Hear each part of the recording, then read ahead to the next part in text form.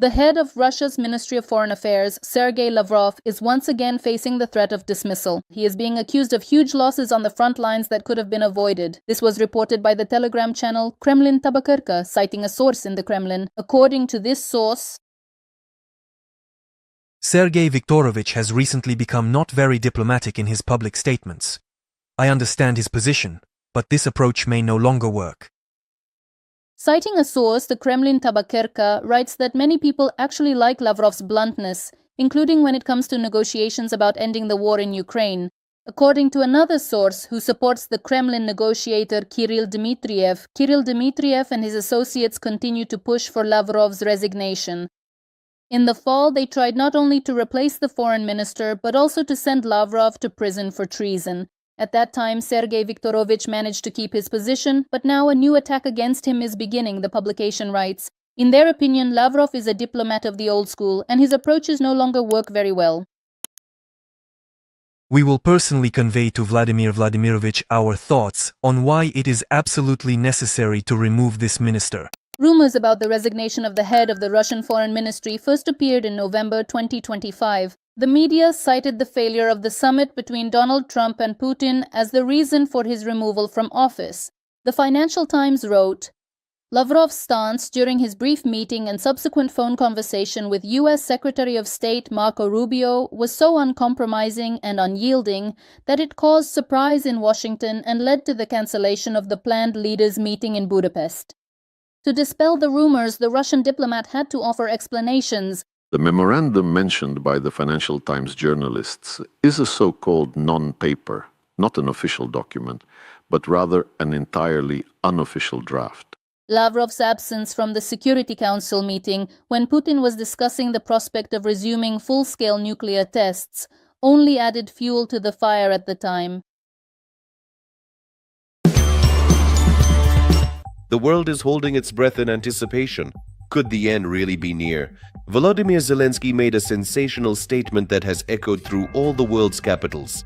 According to the president, the war in Ukraine could end as early as the summer of 2026.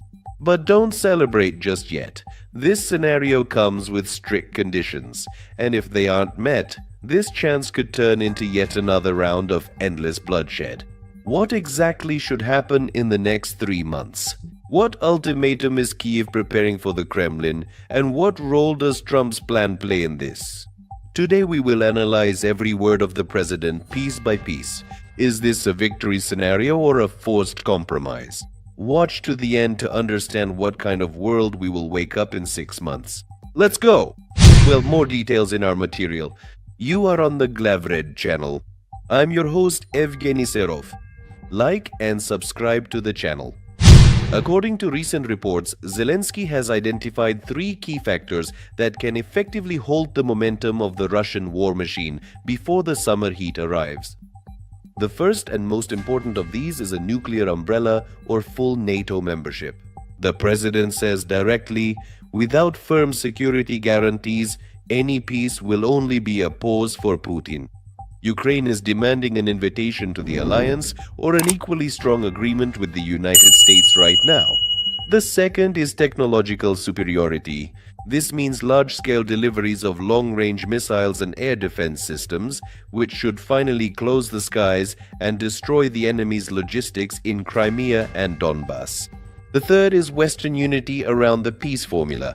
Zelensky emphasizes, if a second peace summit is organized by May 26th with the participation of all key players, including the Global South, Russia will find itself in complete international isolation.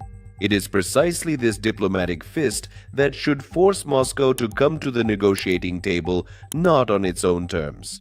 Zelensky paid special attention to communication with the White House. It's no secret that the year 26 is marked by a new U.S. administration. The president noted that a unique window of opportunity has now opened. Donald Trump wants quick results, and Kiev is ready to deliver them, but only through peace achieved by strength. Zelensky confirmed that Ukraine is ready to discuss economic aspects, from joint resource extraction to the participation of American businesses in reconstruction. This is exactly the kind of strategic business approach that should provide the motivation for Washington to give Ukraine all the resources it requires to end the war by June. The president is giving the allies an ultimatum. Either you provide us with the necessary weapons to win immediately, or you will be paying for a protracted war for many decades to come. Why specifically the summer? Military analysts cited by the media point to the depletion of reserves on both sides.